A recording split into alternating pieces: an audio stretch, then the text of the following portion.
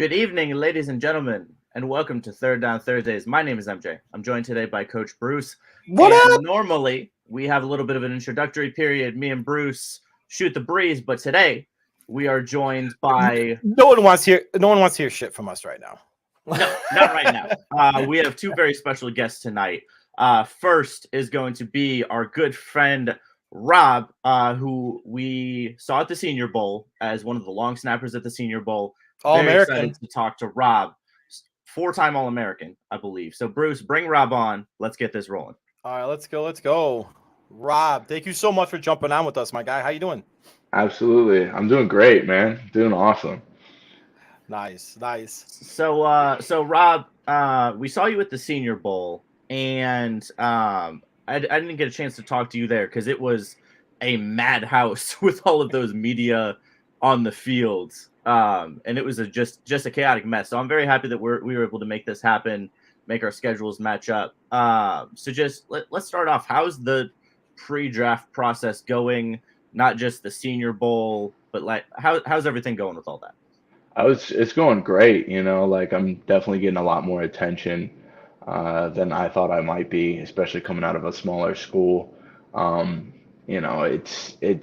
I've been trying harder and harder to kind of just embrace the moment and really enjoy the process. Something I've heard a couple of guys tell me more than once is you only get drafted once. So, just enjoy that process and to have fun with it. And I've just living the dream, man. Like it's been a dream of mine to go to the Senior Bowl, so we can't go anywhere but up from here. So I love it. coming from a smaller school, Rob, how was it being around some of the guys that were from the larger teams and larger known colleges? Yeah, well, I mean, like the biggest thing that I wanted to be able to determine for myself, just going to the Senior Bowl, was, can I play with these guys? Can I keep up with them?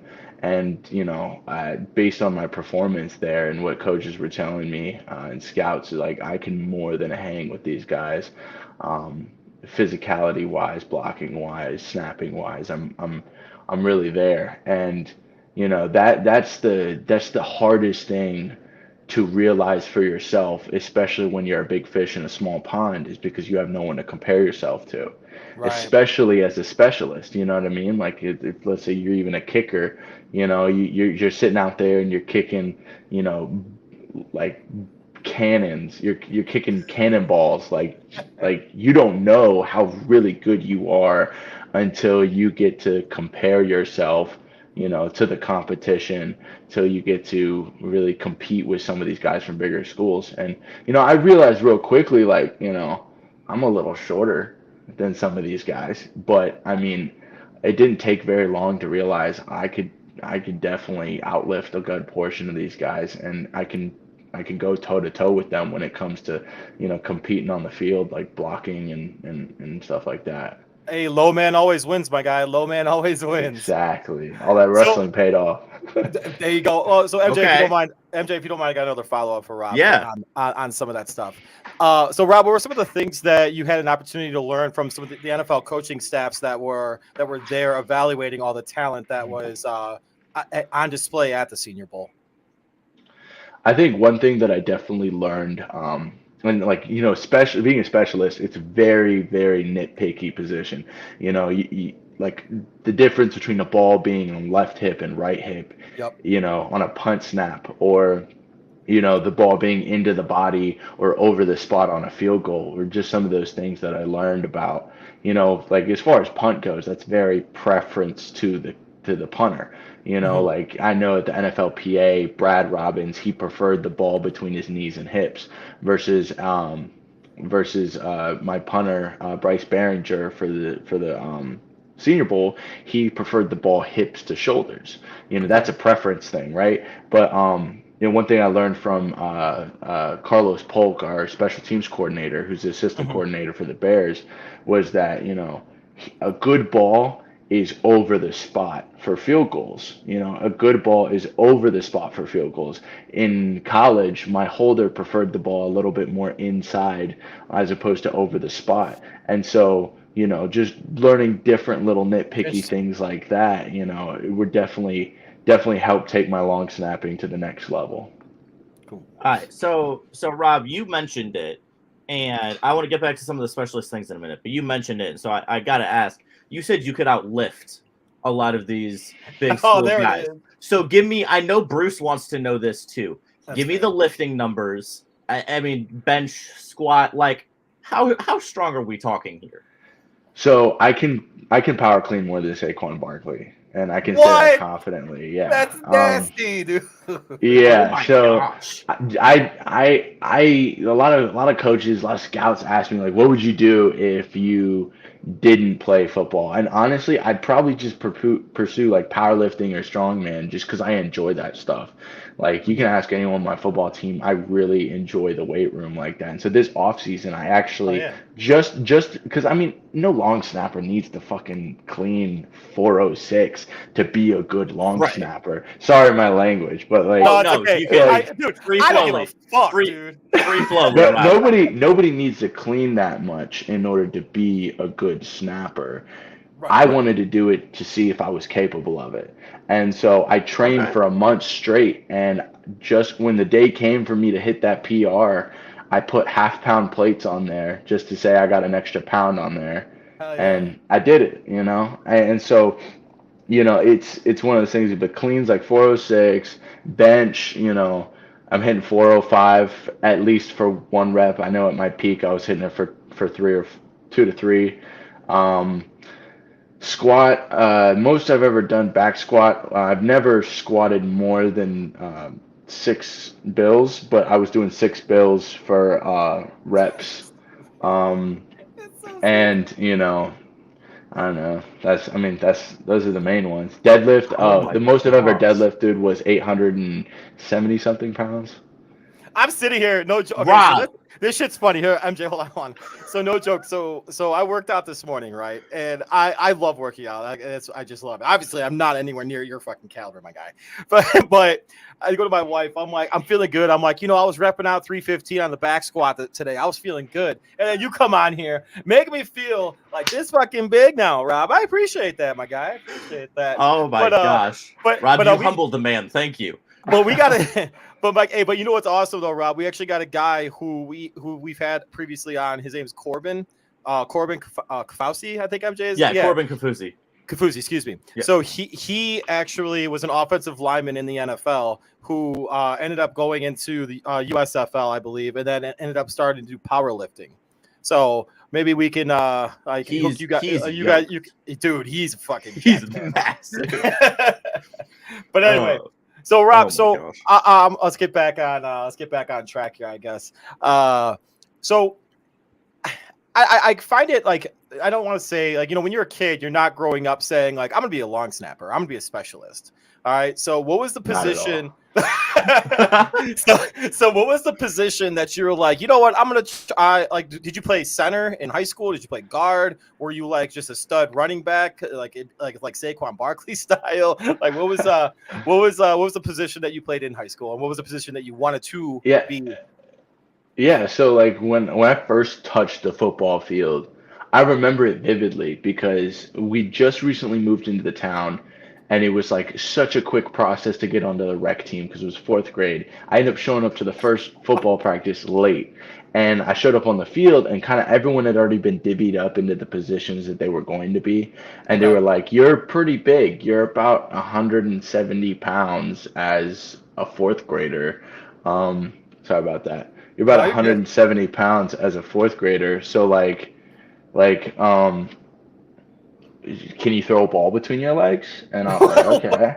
And Sure. so they wanted me at center. And so naturally I was just always a center until I got to high school when my height started to plateau and my Okay. weight stayed around the same. And so I started doing more skill-based positions like linebacker, Okay. fullback. I did a little bit of D end.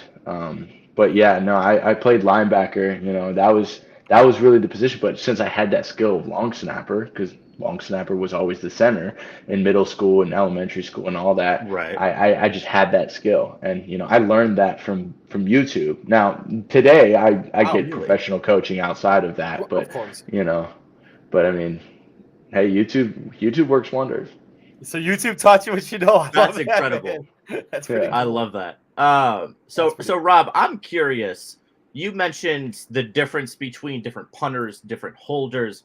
How difficult was it, and what's the adjustment process like when you go from the NFLPA game to the Senior Bowl?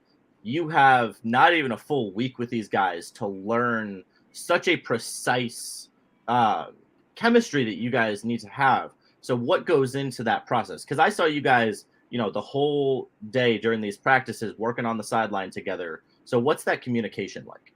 Yeah, so a lot of it is timing. It's timing. It's, figuring out what the kicker likes, figuring out what the holder likes, figuring out what because the holder is the punter.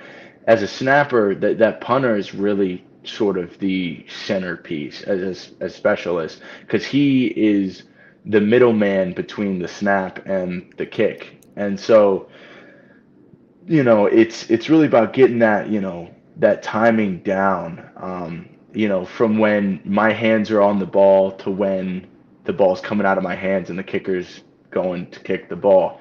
And so it's just repetitions. It really is just Okay. repetitions. And so like that's why I'm honestly really impressed, not just with just Chad Ryland and Bryce Behringer, but with the way me and Brad Robbins as well as Eddie Ogamba were able to get things situated at the NFLPA. So unfortunately, due to an injury, the original kicker that came to the PA game was unable to play and participate in the Okay. game, and so we needed a kicker. So they flew a guy in, and we had one day, one Oh one my practice, gosh. one practice to get everything. And I mean, in the NFL, that's exactly how it might be. Somebody goes down, somebody gets hurt, you need to elevate a guy, Yeah, you bring and the guy in. so he came in, and you know something that we were struggling with even with the guy before for the entire week was timing. Was getting the timing down. His steps and everything like that were a little too long. It was an entire play clock, and you need at least half a play clock to get everyone set on the field from the sideline. And Right. so we had to practice, and then we got a couple of reps with it um in practice on Friday, but nothing full because he's got to save his leg for the game. And so we really only got actual live reps before the game on Saturday. Wow. And of Wow. course, as you know, he kicked the game winner. He did. And so like that right there, it varies, specialist to specialist as far as like how well certain guys work together, and just the way a quarterback's got to have that chemistry with wide receivers, being able to do that is very impressive. You look at like Baker Mayfield when he moved to the It was LA incredible. Rams. Yeah, and he was just able was to pick it incredible. up and have Yep. all that timing down and lead him It was awesome. to a victory. That was insane. And so like, you take the same level of timing and effort required to create that, not just learning the playbook, because we don't have to learn the playbook like that. Yeah, I couldn't imagine, but I could not imagine. That's partly the reason why I'm a specialist. I'm throwing the ball between my legs and not over my head. But My guy, I feel that. but I mean, it's the same thing. It's like, well, we'll see how this goes, and it went beautifully. That's awesome. So, hey, so Rob, I got a question for you. Do you have a little bit of a chip on your shoulder though, as a long snapper, because of, in my opinion, actually the lack of respect that long snappers actually receive in some areas. I only say that because one of my, it's gonna sound really effed up, and it's gonna kind of show my age too. But one of my favorite players that played for the Chicago Bears, his name was Patrick Manley. And Patrick Manley was one of the longest tenured Chicago Bear football players, and he was the long snapper for that football team. And in my opinion, he just didn't get respect that the man deserved. So do you have any kind of like chip, like, you know what? Screw you. I'm going to be a freaking awesome bomb ass freaking long snapper. And after I snap the ball on a punt, I'm going to light up your freaking kick returner. Oh yeah, absolutely. You have no idea. Like the second day of practice, I heard from, one of the guys that I'd done an interview with. I was like, "Hey, what are you hearing on the scout side of things?" And he told me that he was hearing a couple guys thought I was small, right? And I'm 240 pounds, they measured me in at 5'11 and a half. On carpet, okay? So, like, we'll see what I measure in on pro day. Probably a quarter of an inch to a half inch taller, but Right. yeah, but I mean, like he said, a couple of guys think you're small, and I was like, okay, that's good to know. And it took annoying the heck out of Coach Polk just to get me one live rep during the best on best punt versus PBR, where they put like the linebackers against other DNs and outside linebackers and running backs, and said, okay, the guy rushing is either going to try and block you or they're going to try and block the kick, and it's your job to figure that out and then release downfield. And so, I had one rep of, where I was getting held up, and I had one rep where I was getting rushed. And I made it absolutely certain in my mind that I was going to put this guy in the ground. I didn't care if it was the lethal D end from Oregon. I was going to put him in the ground. Oh, that man was big. And yeah, and so I didn't know who it would be, right? And so he puts of course like one of the best blocking tight ends in college football, Allen from Clemson in the he put Davis on you? Yeah, he put Davis Allen on me. And that guy's solid. He's like 255 pounds, 6'4", like he's a unit, right? Yeah. And I don't know if you saw it. I think the film, I sent it to someone and then they sent it around and it ended up on Twitter. Oh, I'm gonna look what you're talking about. No, I saw it. I saw it because I think you retweeted it. Yeah. Yeah, if you look through my retweets, you might be able to throw it up there. But I mean, he was rushing me, and I realized real quick, I was like, oh, he's light work. And I just torqued him to the ground nice and quickly, and I finished him too. I was like, I could throw him, or I could just push him all the way into the ground. And I decided, you know what? I'm going to do that. And it was a split-second decision, and I just remember getting up, and everybody was like, damn, I didn't know we were going like that, and instantly you heard like a little like gasp from all the GMs because they were there to see the competition day, and you heard a gasp from everyone like, did the long snapper really just do that? And I was just like, yeah, I just did that, And Rob, let me say, because I was on the media side watching that, and not only did the GMs and the scouts gasp, but all like 1,000 media members gasped. And I interviewed Davis the first day, and I know I don't think we actually saw each other, Rob, but I'm 6'3", so I'm not a small guy, and I stood next to Davis, and that man is big. Like, he's one of the few people at that event where I was like, okay, you are large, and you did to him what DeJuan Jones did to Isaiah Foskey. You just put him in the ground. It was fun, but I mean, like I had to. I can't let people call me small and not show them what I'm truly capable of as an athlete. Oh, here we go. I think I just found it right here. Hold on, I'll try to pull it up so we can. If I'm not talking for a little bit, that's the reason why. You're good. But Rob, okay, so I'm curious. We always ask. Obviously, football takes up a lot of your time. Working out, keeping your body right, all of that. When you're not focusing on that, what are a couple hobbies? Is it video games? What do you do to take some of the stress off? Like if I really want to decompress, I'm probably watching a little bit of Netflix. I have an Xbox. Like I play that sometimes. But I mean, I find myself rage quitting a little bit more than anything just because of my competitiveness. So like I'd rather just, like sit down, watch a decent show. Like I said, like I genuinely enjoy going to the gym. And like just the other day, if you look up my TikTok, I posted on TikTok. I got a TikTok.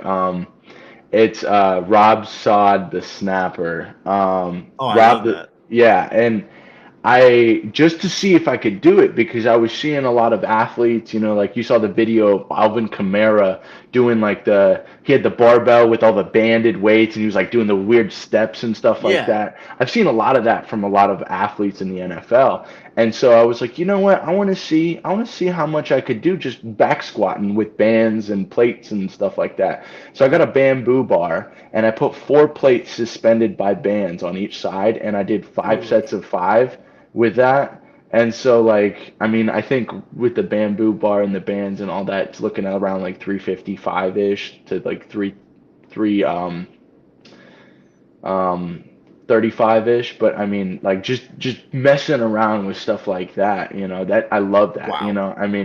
I have as a snapper, honestly, like I could say like confidently, my biggest risk to injury is not on the field. It's in the weight room. It's in the weight room It's because so I true. try some crazy stuff when I'm in there in the off season just because I want to see if I can. I already talked to my coach today. I was like, "Hey, I know I might not be at the vertical where I can dunk by the time my pro day comes around. Maybe, maybe not. But after this is over, I know I got a month and a half before like mini camps and stuff like that roll around. I want to see if we can get my vert high enough that I can yam." And he was like, "Yeah, I'm down." Because I mean, what would be cooler than a long snapper hitting a, BTB dunk? You know what I mean? I mean, that's true. That's I true. love that. That's That is true. fantastic. All right, so real Uh, quick, all right, do you have the video? yeah, it aired out. I got it, but it'll get up there in a second. But I do have a question for you, Okay. real quick, Rob. So you were saying that you were a gamer and you rage quit. So what's the game of choice that involves a rage quitting? In my opinion, Warzone. I was about to say it's totally fucking Warzone, my guy. Yeah, I get so pissed I at don't that game. I don't like the new Warzone much. Oh my I'm more of I like Shipment a lot better, honestly. Yeah. Just because it's more fast paced and like mind numbing, With But I mean, what about island? Oh my gosh, why is it slipping my mind? Rebirth was fun. Rebirth was fun. Rebirth, There's Resurgence. Yeah, no, Rebirth Island was definitely a lot of fun. I like that. I think new what one's bothered out. me though, what? The new update's There's a out. new one? Yeah, There's a new update. one? There's an update out. It's not as good though. It's not as good. Oh, It's- I mean, it- I might play it. I might play it a little bit if I got a little bit of time. Being at VMI, like really, there was not a lot of time. So like, if you were doing anything on the weekends, it wasn't really partying or drinking. It was like sitting in your room, eating a pizza and wings and playing video games. And ain't nothing wrong with that. There's bro. nothing wrong with that, bro. Yeah.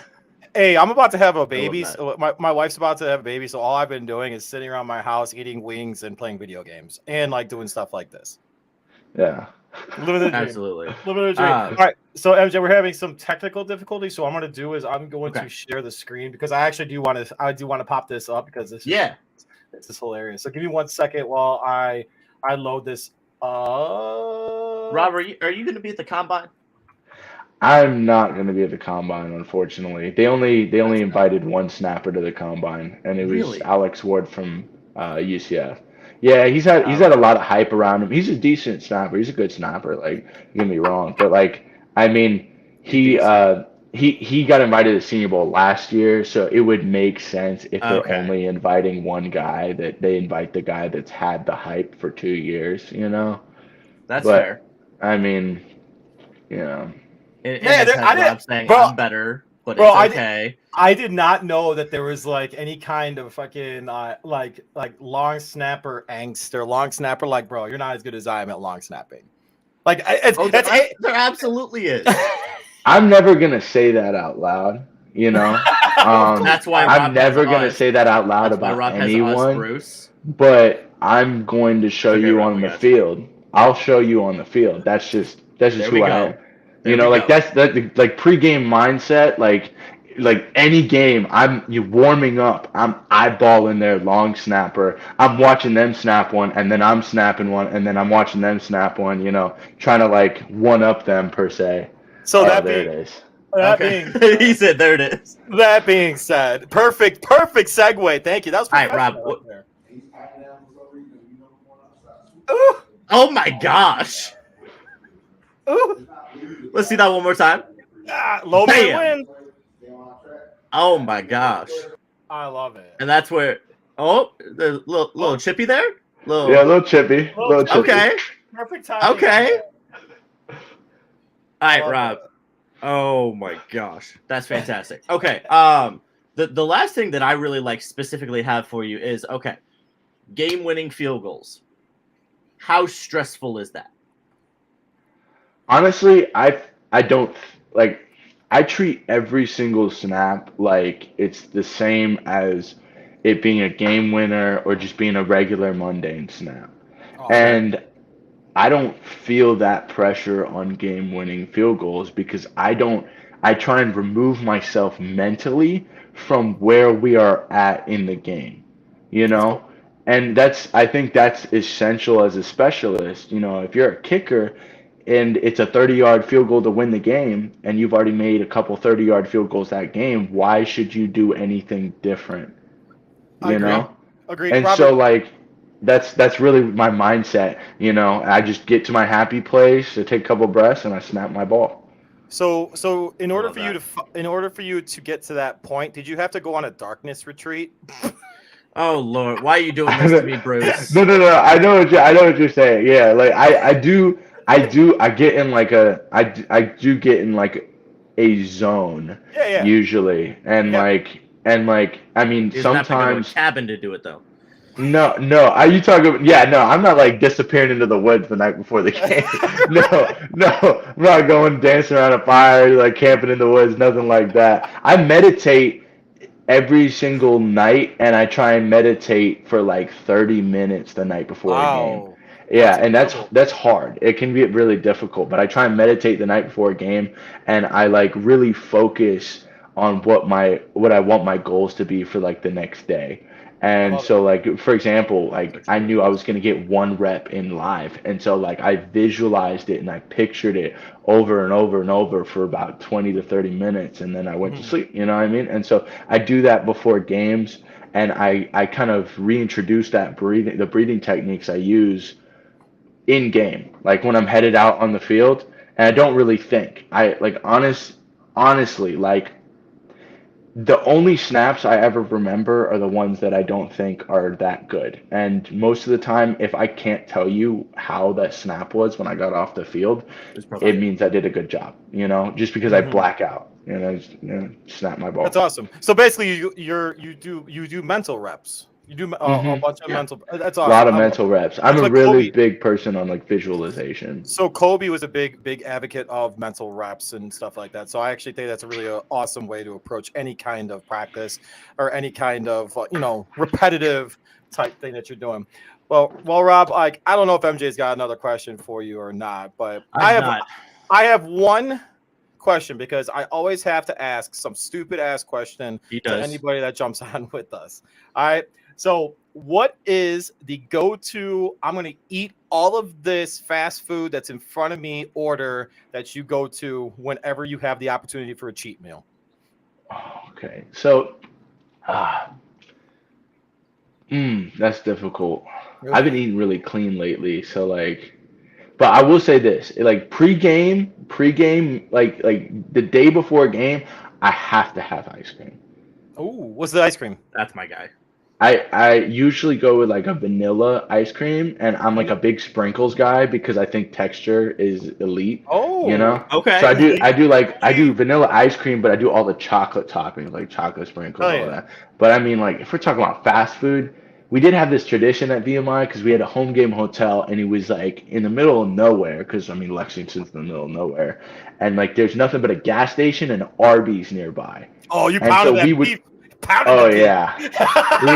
yeah. No, sorry. Yeah. No, I think it was Arby's. No, it was a Wendy's. It was a Wendy's. Oh, Sorry, it was a Wendy's. Yeah, it was a Wendy's. Yeah. Okay. And so like, I remember we'd go to the Wendy's, and I'd always get like a Frosty, which was my ice cream, and I would get some fries and chicken nuggets, and I'd be dipping those in the Frosty. You know. Oh, you dip in the Frosty, Rob? You have to. Yes. Yeah. You have to. You have to. I was dip the about to chicken close nuggets in this it. interview out with how much I love you, and then you just tell me that you dip your fries in your Frosty. Don't listen. Fries in a Frosty. I'm telling Bro. you, if you haven't tried it, Oh, it's you're talking to a former fat boy here. I'd stick it in a Rob, I'm not blender if slim. I could. Rob, I'm not slim. I know you haven't. I know you didn't see me in person, I am not slim. But All right, Rob, if you get a chance to get up into Chicago, my guy, you got to have some Portillo's. All right, so if you get a chance, Portillo's? Yes. I've heard about them. I've heard about them. My wife wants to second the fries and the frosty. Because she heard. Yeah, the French fries and the frosty. Yeah, dude, your wife's the keeper. Yeah. Oh my gosh. Yeah, Rob says you're a keeper. All right. Okay, Rob. Well, unfortunately, we do have to let you go. I think we could talk to you all day. But this has been a pleasure. Thank you so much. We'll absolutely talk to you again. Don't forget about us when you go big as the best long snapper in the league.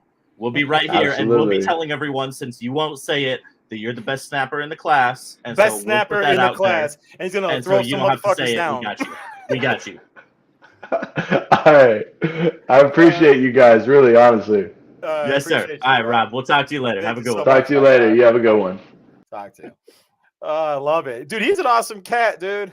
Awesome cat. Like so much fun to talk to, and expanded on a lot of stuff. And I'm gonna tell you, man, I appreciate the whole Wendy's frosty fry thing too, because that was my shit. That was my shit back in the day too. So, but MJ, sure. you know what's my shit now? Great good car insurance. Great, not just good. Great. Not just good. There it is. Great. Here's to the grown-ups. Your car is now your office, stage, nursery. Sorry. Erie Insurance offers products that lots of other companies don't. That's a big deal. And it's a good deal, too. And with Erie, you get your own independent agent, not a giant corporate call center or some online robot. You meet with a real person, like this. Your local Erie agent is Building Block Insurance Group. Get a quote today at 704-464-4544. Erie Insurance. And when you call Jeff Wertetme at Building Block Insurance Group, his phone number is 704-464-4544. Make sure you mention to him that Third Down Thursday sent you. Or you can email him at jeff@mybig.com. There we go. MJ, I know we have a second guest, but it looks like my wife actually chimed in on the frosty fry debate, and she actually said cake shake.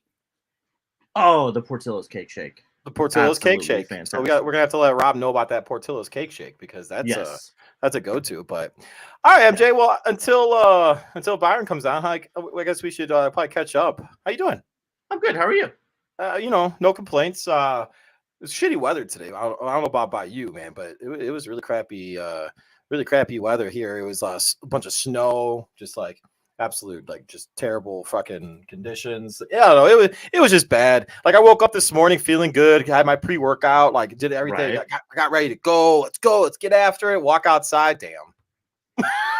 Son of a bitch right away. But yeah, it wasn't bad work-wise. It was actually 70 degrees today.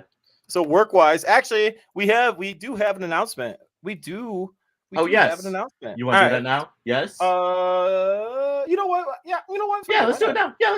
Yeah. I don't know why my voice is getting like this. Yeah. I don't know why. All right, so ladies and gentlemen, boys and girls, children of all ages, Third Down Thursdays is now officially a part of the Chicago Golf Show. The Chicago Golf Show. So the Chicago Golf Show, which is actually really awesome. It's a great event that's held at the Rosemont Convention Center. It allows just anything from regular dignitaries of the golf community to share like their thoughts, like some like analysts and things like that, to vendors coming there and being like, all right, so try, like, here's my the Pro V 1.0 or some shit like that, or 0.2. Right. Awesome stuff. I love it. I can't wait for the opportunity. A few people that are going to be there is Colt Nost and Paige Sparanek. Both of Paige is a former LPGA Tour player. She is also the I think it's sportsbet.com sponsor. PointsBet. And yeah, so we'll see. We've reached out to see if we could possibly have her on the show, have some communication, some conversation about swing adjustments and what have you. Bruce needs help. Yeah. Oh yeah. Oh, dude, I need all the help I can get. Oh yeah. But you know what though? I ended the year with the yips on the golf course. Oh no. I had one of my best games, and then right after that, the two rounds of golf I played after that were absolute dog shit. Like I shot a 92, and then after that 92, it was just I think it was 92. No, it was 95. And I think that my best game though was at another place in Barrington by me. That was a 92. In any case, it was just really bad way to end the year. So I don't know. We're gonna find. Well, anyway, it's a great news though. We're a part of that. Yes. We're gonna be in the radio row of that. I'm gonna do some research on where we're gonna be, how we're gonna be sitting. We're gonna do what we're gonna do what we can to spread our wings. That's funny. I just got a text. What are you drinking in your cup? Coffee. I'm drinking coffee in my cup. For the first time in forever, ladies and gentlemen. Drinking Bruce coffee. Mails with the coffee. Going with coffee. Wink, I know. wink. No. Irish coffee. Legit. It was no. It was legit actual coffee. I went upstairs before the show real Decaf? quick. No. Definitely not. Okay. I drink. Okay. I will say. I probably drink way too much caffeine. I have way too much caffeine in my diet. Probably. I mean, I have a coffee in the morning, and then I have pre-workout, and then I end up having another coffee at night, or sometimes a coffee at work. And man, dude, I'm usually pretty wound up. Not gonna lie, I probably have at least 500 milligrams of caffeine in my body. Really, Bruce? You're wound up? Didn't know. It happens. It happens from time to time. But yeah, that's fine. That's the big announcement. Oh, also, MJ. There's another big announcement. There's another big announcement. Go ahead, MJ. Go ahead, MJ. So for anybody who knows how I got my start in sports, why I started doing what Bruce and I are doing now, it is the most exciting thing in the world that we are credentialed to cover the entire 2023 XFL season for the Arlington Renegades. So obviously that's pretty far away from Bruce, but my family is in Dallas, and that's true. It is a drivable distance for me to do in a weekend. And so I am going to be covering a few XFL games in Dallas for the Arlington Renegades, Dallas-Fort Worth area, obviously, for the 2023 season. And I am super excited to do it. Obviously, the XFL went down twice. I really think it would have kept going in 2020 if it was COVID. Yep. It was doing wonders. Shout out to my guy Bailey, who was running the social media. He's fantastic. He actually had the Super Bowl meme, the biggest Super Bowl meme with the little white dancers. He tweeted out my white blood cells going to fight my infections with the little white dancers. It was hilarious. But now my guy Jay Noakes is one of the social media. I think he runs the social media for the San Antonio Brahmas. I don't exactly know how to pronounce that. Right. And then my other buddy Anthony is covering the Arlington Renegades as well, so I'm going to be seeing him. It's just really fun for me, Bruce, because this is how I started talking to these guys. And a league with so much opportunity. They've got ESPN and ABC money. They're backed by The Rock and Danny Garcia, who have done just an incredible job at making this happen. And so I just think it is the coolest thing ever that I am going to be able to cover these events. So Byron is in the background waiting to hop in. We got you, Byron. So we got real quick, I will be live in person at the XFL game, Arlington Renegades versus the Houston Roughnecks next Sunday, February 26th. The game is 7 p.m. Eastern time, prime time on ESPN, and I will be there covering it in person. So I'm super excited for that. It's going to be a lot of golf talk, XFL talk, and NFL Combine talk for the next span of like 10 days. Right. So because we're going to be also going to the Combine, we're going to be going to the XFL. Obviously, MJ said we're going to the Chicago Golf Show. So there's going to be a lot of things going to be thrown at you guys. But without further even more exciting, we've got former NFL wide receiver Byron Franklin. Excuse me. Bruce, bring Byron in. Let's get this rolling. Hey, what's up, guys? Oh my gosh, Byron, look at the setup. Oh my goodness, I love it. I got you guys. Well, I'm working on my own podcast called The Shoulder Pad. Oh, Oh. I've got like 4 shows under my belt, and I'm gonna do 6 before I actually go public with it. Okay. So the focus of it is to basically talk to guys about the transition from going from the professional ranks to what you would call real world life, and just some of the challenges that we face, going through that process. And there's a lot of stories that we just don't really talk about. We talk about the X's and the O's and the wins and the losses and the games and the touchdowns, but not many people talk about how challenging it is to make that transition from the field to the world. And it's a really tough area for some of us, and I just thought it would be a good thing to do, and so I call it the shoulder pad. I love that idea. That's I really do, because at the end of the day, I'll be honest with you. When I graduated college, I mean, I didn't go into professional sports or anything. But when I graduated college, I didn't know how to do my taxes. I still don't know how to do my taxes. Byron still got a guy for that. Who knows how to do their taxes? That's a good thing, man. We got to figure that one out. Right. No, I love it. I think it's great. Any opportunity to develop life skills for these young men and giving them the opportunity, it's great. So no, awesome, Byron. So hey man, so what's great stuff is we actually, I don't know if you were watching earlier, we had a young man who participated in the Senior Bowl just right before you came on, and it's kind of a cool thing to have that transition aspect. So what made you decide? I'm going to actually ask you this question. Okay. So what made you decide, like, okay, I want to help these young men in the transition from collegiate to the NFL? Like, what was like the aha moment for you that was like, you know what, I'm going to help these guys out? Yeah, well, I mean, I know what a challenge it is, just going through it myself. And, I was fortunate enough to have a few people around me to kind of walk me through the process, going from college to professional, and even going from high school. Every transition is hard, man.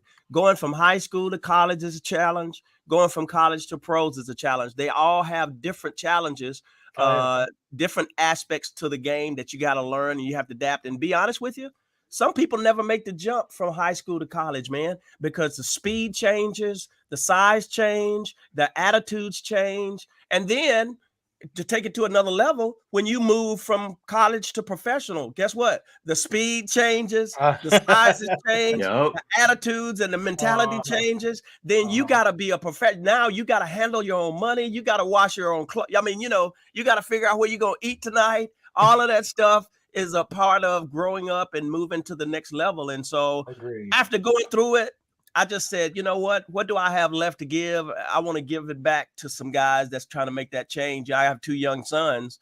One of them is at UAB now. He's a linebacker at UAB, a freshman. And awesome. And then I have a younger son who's a junior in high school. He actually is number 4 in the country in the indoor hurdles. Little track action. Okay. Yeah. Well, I ran track and played football at Auburn, so I was a dual athlete. So I'm helping them, and I'm trying to help as much as I can with kids, with your own kids, because they don't listen to us. They somebody else can say the same thing. But as long as you don't say it, it's all right. It's a great idea, and it's great input. So just seeing it. Hey, Byron, preach it to Bruce. He's about to have a baby girl soon. Preach it to Bruce. Life as you know it will never be the same. and you know what? I'm totally okay with that, because it's a lesson. Yeah, man. Girls are different. I got a daughter, and she's actually a flight attendant for Delta. She's a trainer. She's a trainer. And an attendant. She does national and international flights for Delta. She's been there for about 9 years, and so daughters, they have a special place, and they can control you like nobody else. Oh, I believe me. My wife already tells me that. She's like, she's already got you wrapped around her. Oh yeah.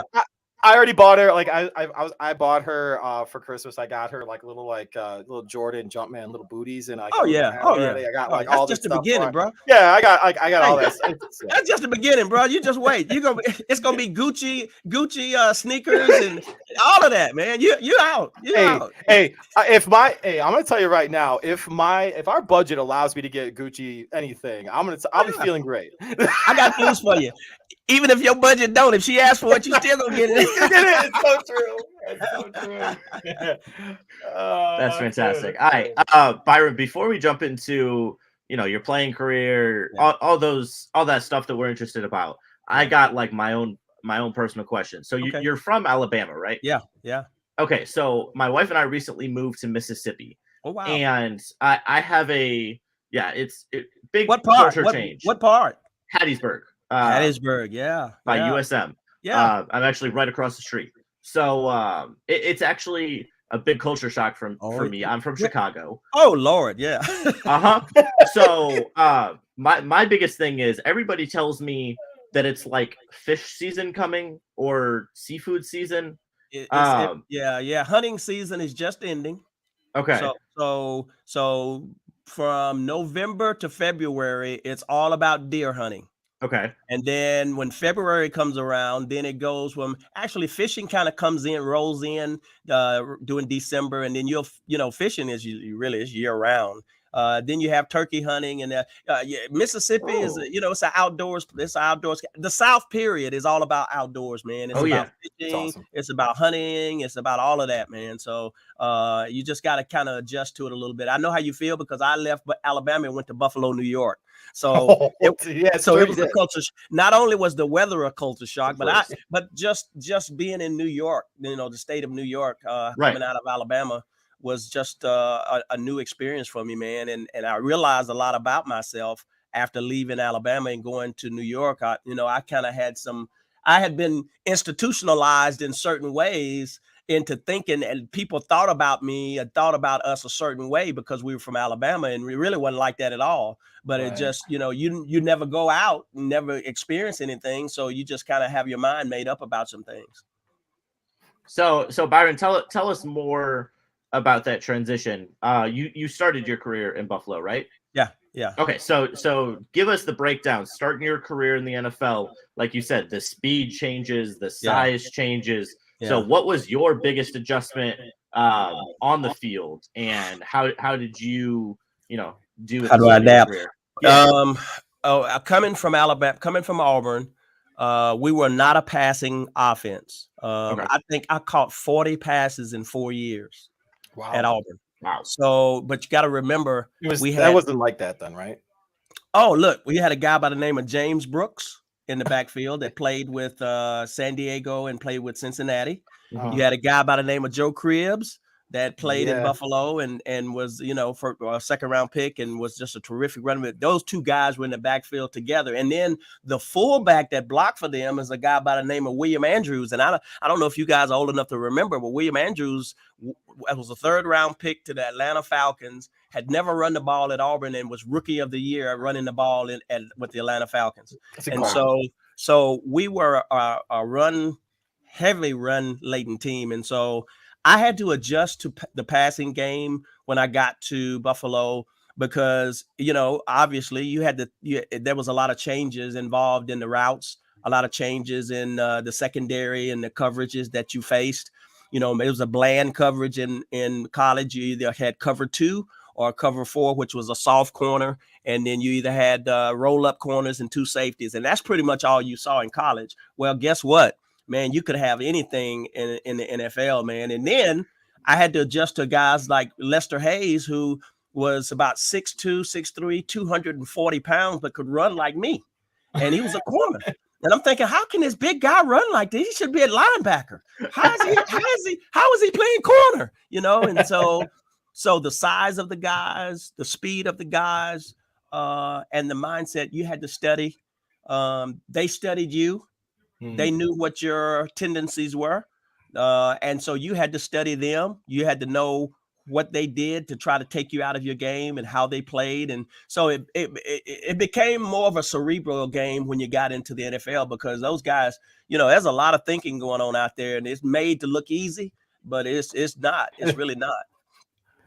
I love that. So speaking of that transition, your first year, you guys made the playoffs. You ended up playing, and I think you beat if memory serves me, you beat the Jets. Yeah. And then after the Jets, you guys played the Bengals. Am I correct on that still? Yeah. Well, Jets, and then I think we went to San Diego, and then we played the Bengals. I'll something like that. Regardless, though. Yeah. So that Bengals team that you guys ended up losing to, ended up playing the 49ers, and they ended up having the 49ers had the catch and all that stuff. Dwight Clark and all those guys. Back in the end zone. Yep. So the reason why I'm flashing you back to that process, that was your rookie year. Yeah. So talk to us about that experience, about being a rookie, coming and making that transition to the NFL, and all of a sudden being a part of a team that was a very good football team. It was a very good football team. And unfortunately ended up losing to the team that represented the AFC in the Super Bowl. Yeah. Well, that's known as the Ice Bowl, because I think it was something like 13 below zero in that game when we played against Cincinnati. And it's ironic you bring that up, because one of the things that we say to guys, or we would say, is, listen, you got to enjoy and take advantage of every opportunity, because you don't know when you'll get it again. Right. And it kind of created a false narrative for me, because I'm thinking, man, if I made it to the division championship to go to the Super Bowl my rookie year, surely I'm going back at least 3 or 4 more times, and we going to the Super Bowl, and we gonna win one and all that. Guess what? That's the closest I ever got to the Super Bowl. That's the closest I ever got. So it was a veteran team. Chuck Knox was a veteran coach, and so he really he had a really, really, I guess you would call bland offensive attack. He ran the ball. We called it ground chuck. So he controlled the ball. That's pretty good, isn't it? It really is. I love that. I like that. So we controlled the ball, and we kept it away from the other teams. And we had a really, really good defense. And so the combination of those guys, just really worked well for us. And it's hard to get that nowadays, because you got free agency. And back then, guess what? We didn't have free agency. So you didn't lose a lot of guys to other teams like you do now. Yeah, that's a good point. Yeah, so you really had a nucleus of guys, depending upon the salaries, that stayed together for a while, and it worked out for us in that year, that season. Yeah. No, that's fair. And matter of fact, I'm gonna say this: the NBA's most successful teams, really, I'll tell you who started it. San Antonio started this, and they started creating these super teams. And let me tell you how San Antonio did it.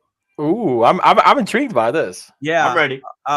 They changed the face of NBA, because you had Ginobili, you had Duncan, Tony Parker, you had who else? Tony Parker. You had 2 or 3 other guys, and they forewent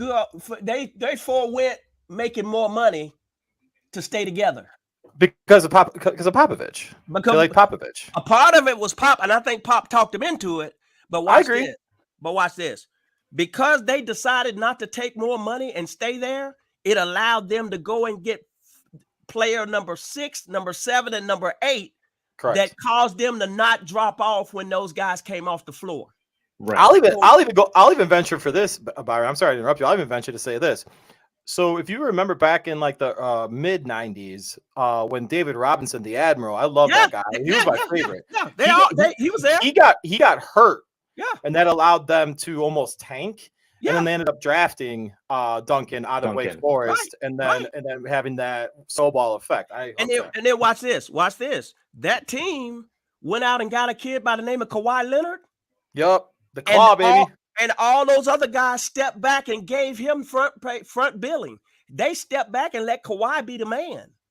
But I also think that's also a sign of the character in which that they developed during the course of, They had a team mentality, and Pop was a big part of that. So it changed the face of NBA basketball, because if you were going to compete with them at all, you had to. Now you got to go get super teams, man. You got to get 3 and 4 or 5 guys that can flat get it, and then you got to build a bench. They had 5 guys that were starters that were NBA All-Stars, and they had 4 other guys that could come in, and they didn't drop off. True. So I'm gonna turn this back a little bit towards the NFL, and I kind of want to expand on that, Byron. So you're seeing now in the NFL teams winning the Super Bowl with with quarterbacks, quarterbacks that are on their rookie contract. Yeah. And that's it. So that way they can build the team around them, do whatever they have to do, this, that, and the other. I like Patrick Mahomes. I think that young man is an absolute stud, and he's great for the NFL because he's taking less money. So that way guys around him, he can have guys around him. Same principle, same San Antonio, right. Same principle. Exactly. Yeah. So where do I want to go with this? So do you foresee a time in the NFL where the quarterback position, because the quarterback position is in my opinion overpaid, despite it being the most important position in the NFL. So do you ever foresee the quarterback position kind of going back to that, like, I don't want to say 80s mentality, but not as important, bringing back the running back position that you don't see it at all, huh? No, because number one, it's such a pass-laden game now. You know, it's a spread game. It's almost like, and it's at every level. It's almost like 7-on-7 now. Yeah. It really is. It's like 7-on-7, and it is critical for you to have a quarterback that can, first of all, that can navigate, recognize what's going on around him, be able to make adjustments, change plays, call different routes, and make sure that everybody, and then you have to get the ball where it's supposed to go on time to the right guy. And this is the timeline you have to do it. 1,001, 1,002, 1,003. And that's it. Yep. That's it. Like 2.8 seconds. Get rid of it. You got 2.8, and if you still there, you're fixing to get hurt. That's true. Yeah, that's it. You either at 2.8, you better be running or throwing it away. Because if you're standing back there, there is no way you can keep these guys out that long for 4 seconds. You can't keep them out that long. They're too big, they're too fast, they're too strong, and they're too knowledgeable. So what position do you think is the most important position on an NFL football field? Woo! Because you said, hey, you start. Well, I'll give you the most important positions on the field. Okay. It is the offensive lineman. I agree. Watch this. I like that. Watch this. You could have, and you could have, name whatever running back you want to name from any era you want to name him from. And if you don't have an offensive line, he gets nothing. So I'm going to counter that because I'm a Bears fan. I'm a Chicago Bears fan. Oh, I was waiting for this. The Chicago Bears had the best running game in the NFL, including Justin Fields. Obviously I'm not going to take that away from him. But he needs help. He needs a line. They're graded out as one of the best run blocking teams in the NFL, if not the best run blocking team in the NFL. Whereas obviously you said pass blocking there. Yeah, you got to do both. You got to do both. Okay, I agree. Okay, we're in agreement on that, definitely. hey, you know who the best is? Really, the best offensive line in the game right now is the Philadelphia Eagles. I agree with that. Yes, sir. Yes, sir. I agree with that 100%. Yes, sir. They just didn't know how to win that game, but they got the best offensive line, baby. No doubt about it. I love Kelsey. I love that guy. I love that guy. Yeah. Sorry, MJ. Go ahead. No, you're good. You're good. So Byron, I'm interested when you're watching an NFL game. Yeah. What goes through your brain? Because obviously you can't be watching it like a normal fan. So what do you watch? Like when you're watching the Super Bowl, for instance, man, I know you're seeing things that the normal guy is not seeing.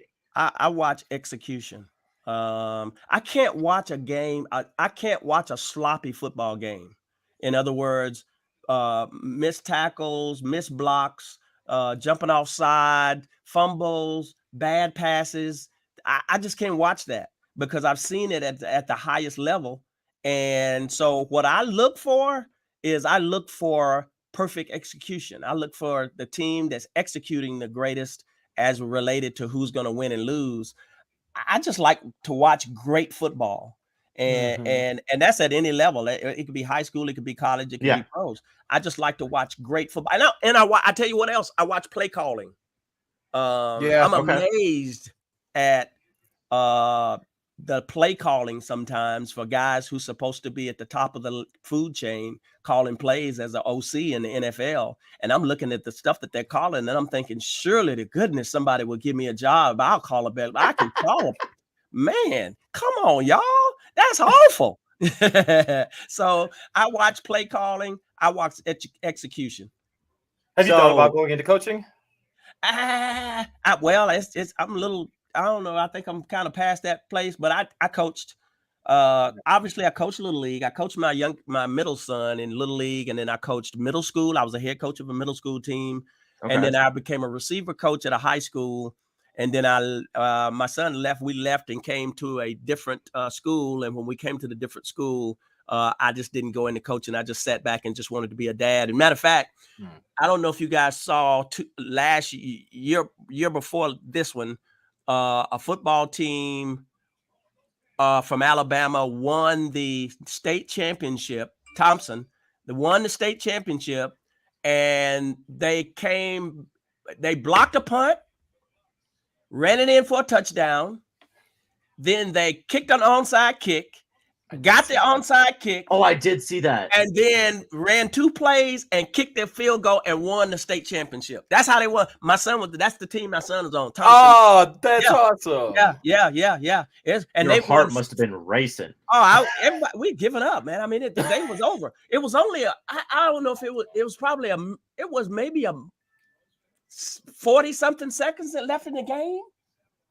Oh my gosh. Like 40-something seconds, and they were punting. Wow. And all we had was 40-something seconds. And so we blocked the punt and pick it up and run it in for a touchdown. And everybody was kind of consoling each other, saying, well, it had to end sometime and that kind of thing. And then when that guy ran it in for a touchdown, we looked at each other and said, well, yeah, there's always a chance. Hold up. And so we kicked the onside kick, and they didn't adjust to it. They didn't slide over. And so we get the onside kick. Our starting quarterback is out. So we had a backup quarterback in. He throws one bomb. The guy gets pass interference.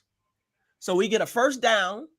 And I think maybe one more play pass. And then they kick the field. We kicked the field goal like a 35 or 40-yard field goal from a high schooler. That's pretty impressive. It was crazy. And they were over there chanting during the punt. They were chanting overrated.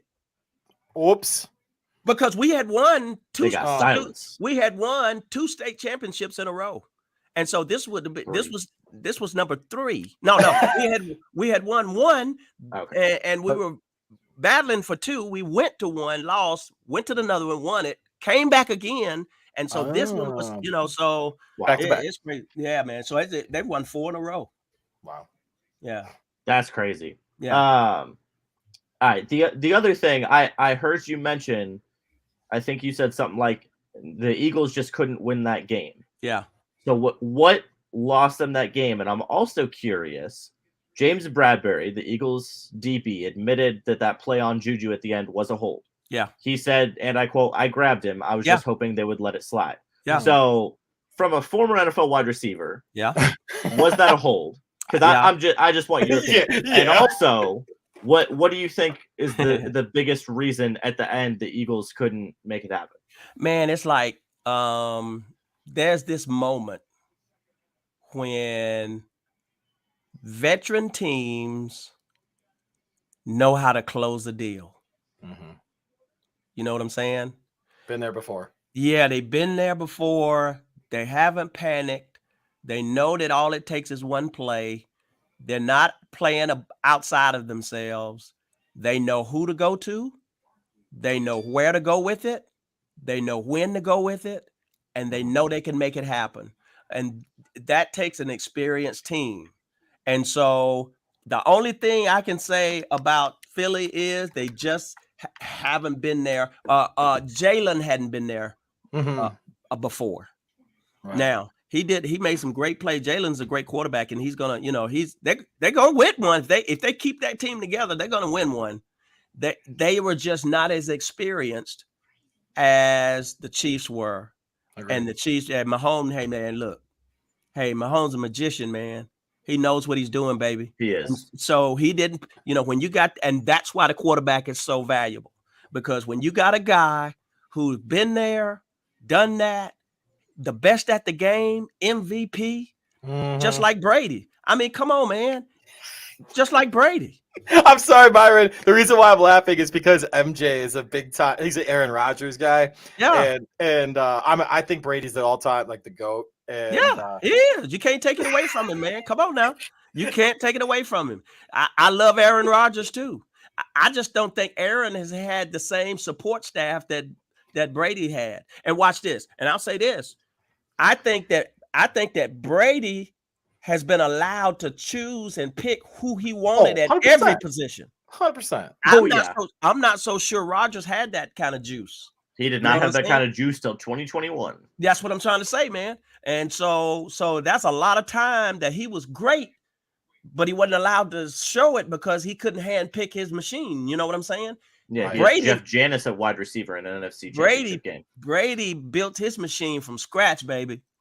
He built it from scratch, and then left and went to the Bandits and did the same thing. The Buccaneers, he built it again from scratch. He did. So I got to ask you, to bring it back to the Patrick Mahomes comment. So obviously he gets hurt. He has a high ankle sprain. Yeah. All right. I'm going to call out 80s football on this, just so you know, and their athletic trainers and their doctors. Yeah. You saw some we've had Jim McMahon on before, so we know some of the crazy stuff that medical treatments. Yeah. So do you think that he got shot up nice and good in that ankle to be able to go back out there and perform the way that he did, especially re-rolling it? Absolutely. 100%. Right, so what's the craziest? So I'll finish up my serious questions with you, Byron. What was the absolute most asinine thing that you saw in a locker room for a trainer do to keep a guy on a football field? And don't give me no names. Well, I mean, man, you got to realize I played when there was no concussion protocol. Yep. There was no CTE. There was nothing. There was no illegal hits. Everything was raw. It was wide open, man. So look, I'm gonna talk about a guy by the name of Conrad Doble. He just passed away. Conrad had no knees by the time I got to the league. So when I came into the league in 1981, Conrad Doble was starting right guard. Okay. He had no knees. Just everything torn, everything ripped, everything. He had no knees, man. Oh, he could not flex either knee like that. Oh, neither one. He couldn't bend either one like that. Gosh. Hey, God bless him, though. Hey, listen, he would leg whip the snot out of you, man. He was dirty, man. He played dirty and everything, but he had been around. He was originally a part of the St. Louis Cardinals offensive line. It was a group of them. Oh my gosh, they were nasty. They were nasty, man, and he was a part of the nasty crew. And so by the time he got to Buffalo, man, he had no knees, and so obviously he had to get shot up at every game just to get through it. And but here's one of the funniest stories I can tell anybody about Conrad. We're sitting in the locker room. He's sitting over there smoking a Marlboro, just before the game, and he's putting creamer and stuff all over his knees, heat on his knees and stuff like that. And he has a zit on his butt, and he wants the trainer to come and pop the zit that's on his butt. And the trainer wouldn't do it, man. Conrad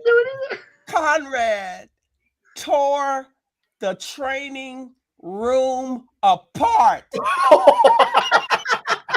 He turned over tables. He knocked down cabinets. He took junk off. He threw junk all on the floor. He went berserk, man. Man, I'm done with this. Because the trainer wouldn't bust a zit on the zit. He wouldn't pop the zit, man. Now I'll never forget. He tore that training room up, man. I thought that was I said, man, that's the craziest thing I've ever seen before in my life.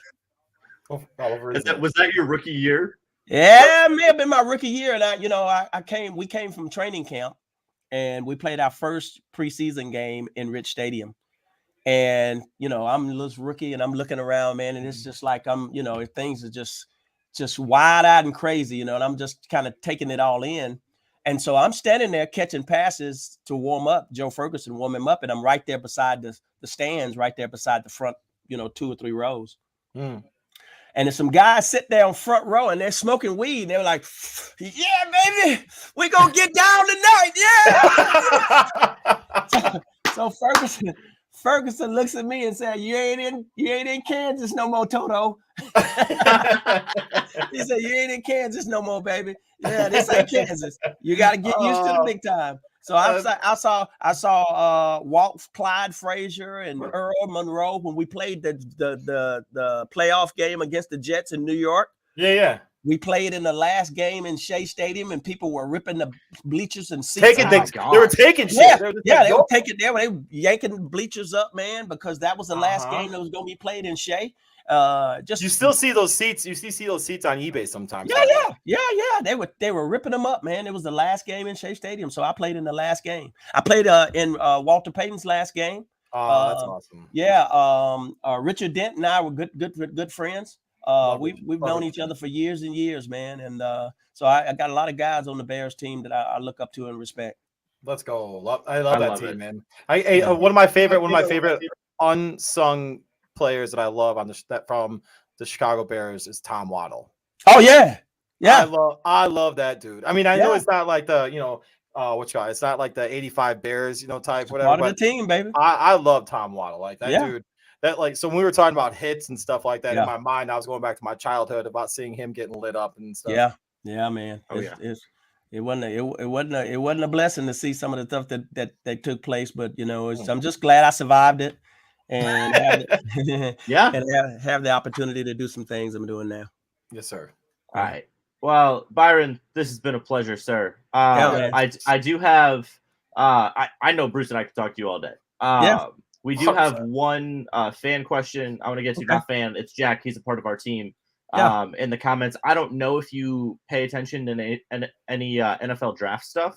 But if so, Jack wants to know if there's any wide receivers that you've been paying attention to for this upcoming draft and anyone that stands out to you.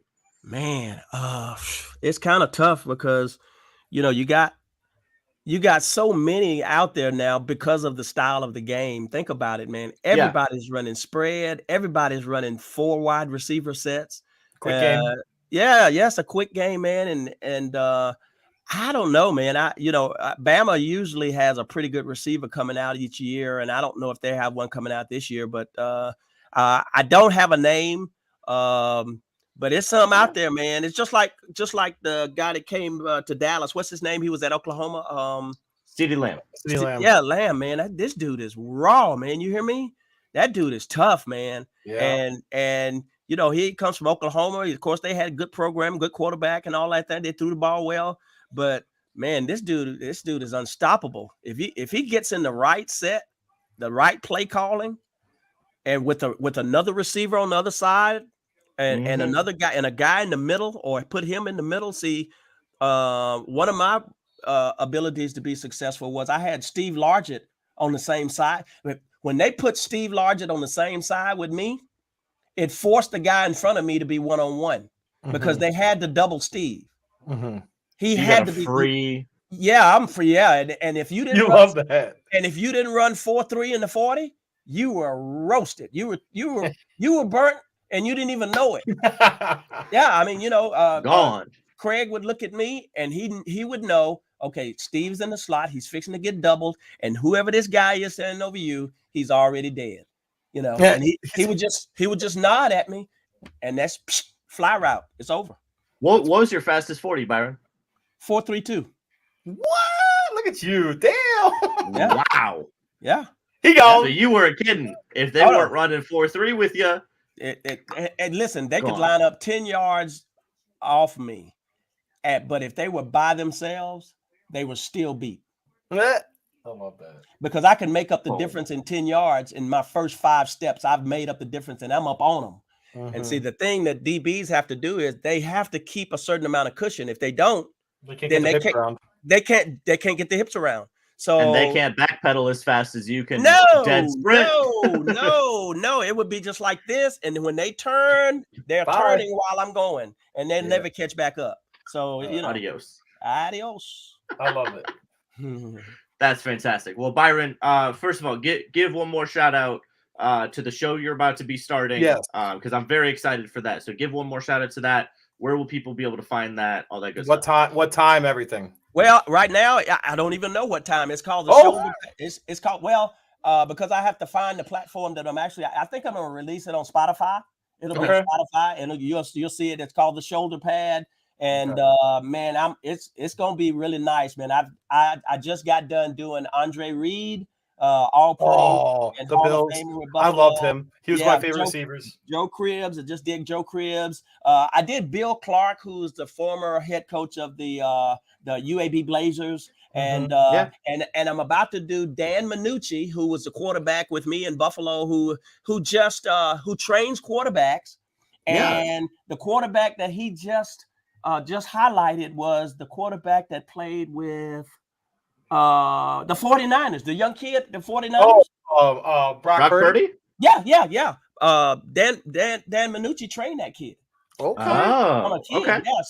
So I'm about to do Minucci, and got a ton of guys that I'm going to talk to, and again, it's going to be you'll hear about it. It's the Shoulder Pad, and I'll send you some messages to let you know when it's going to release. Yeah, of course. And it'll be on Spotify. Hey, and anytime you want to jump back on with us, it's been an absolute pleasure, because I could be asking you questions all night. I'm just like, no problem, man. I enjoy it, and it's really giving me an opportunity to do some things and learn a little bit more too. So I appreciate you guys. You like my set, huh? I do. I saw that. I was like, okay. I'll be honest, Byron, you are the first former athlete of any sport that we've had on that has had a set like that. Wow. Wow, that's awesome. Yeah, you look fantastic, sir. Well, Professional, I appreciate it. I love it. I appreciate it, man. Again, it's a part of the set that you'll see, and it's just a little bit of everything that I've been a part of. And I'm a music guy, I play guitar, and so you'll see a little bit of that back there. And so looking forward to getting it out there, and I'll definitely let you guys know when it's coming out. Yes, sir. All right, please do. All right, guys. We'll talk to you later, Byron. All right, take care. Thanks, Thank you, sir. All right. Oh yeah, man. I could have been talking to Byron like the whole night. I'm not gonna lie. Both of them. Rob and Byron, bro. This might have been one of the better nights we've had in quite a while. Oh yeah. I mean, first of all, the fact that Byron's smooth. Byron, I don't know. There's something about him. I can't put my finger on it, but I'm gonna say it right now. It's gonna be great. His show is gonna be fantastic. I am really excited for that. But anyway, MJ, you know what I'm excited about? Homeowners insurance. You know why? Amen. Because everybody needs homeowners insurance. 100%. Erie Insurance says here's to the grown-ups who move, mortgage, mow, and still bust a move. But does your home insurance still fit? Erie helps you protect the home you've grown into, all at fair prices that are often less than the other guys. So how do you find the right coverage? Magic. Nope. Local independent agents who get to know you like this. Your local Erie agent is Building Block Insurance Group. Get a quote today at 704-464-4544. Erie Insurance.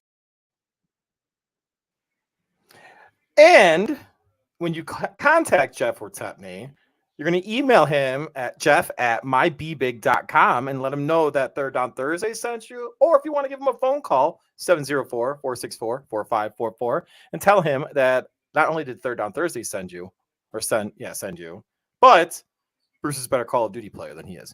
Anyway, MJ. Yeah, I just went hard at it. Bringing the smoke. Dang, bro. Smoke. Brought the freaking smoke. My dog. Did you hear the dog barking at me? I did hear the dog barking. Yeah, he barked at me. So dog saying, Bruce, that was an incredible interview. Hey, dog saying, Bruce, that was great content. I'm just gonna let you all know. Okay, so our YouTube is going crazy. I mean, not like crazy compared to like the rest of the world, right? But for us, We've hit 100 subscribers on the YouTube, which is super cool. Third down Thursdays on YouTube. And I cannot wait, Bruce, to see how some of this stuff performs on YouTube.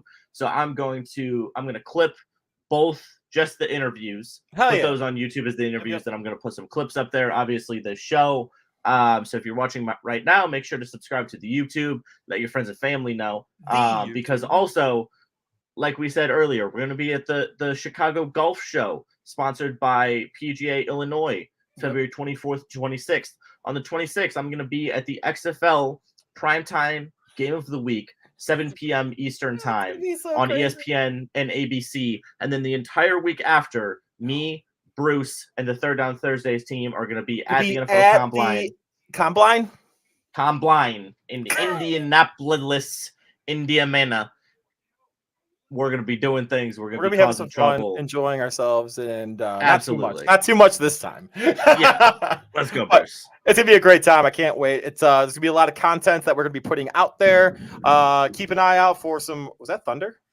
Got a little thunder. Gosh, yeah. Whoa, heard Holy that. Cow. Heard that. You better be safe over there. You got to be safe over there. Yikes. There ain't shit thunder here. But anyway, MJ. Bruce. I think it's about that time, my guy. I think it's about that time. Your favorite time for that one singular person. The card guy. The card guy. My card guy. You want to run it, MJ? Or do you want me to run it? You can run it. You can run it. Oh, what? Okay, are you going to do the outro then this time? Yes, I'll do the outro. You can run the card guy. Okay, fair enough. Guys, absolute pleasure. It was fun, but alas, love y'all. Show, another end.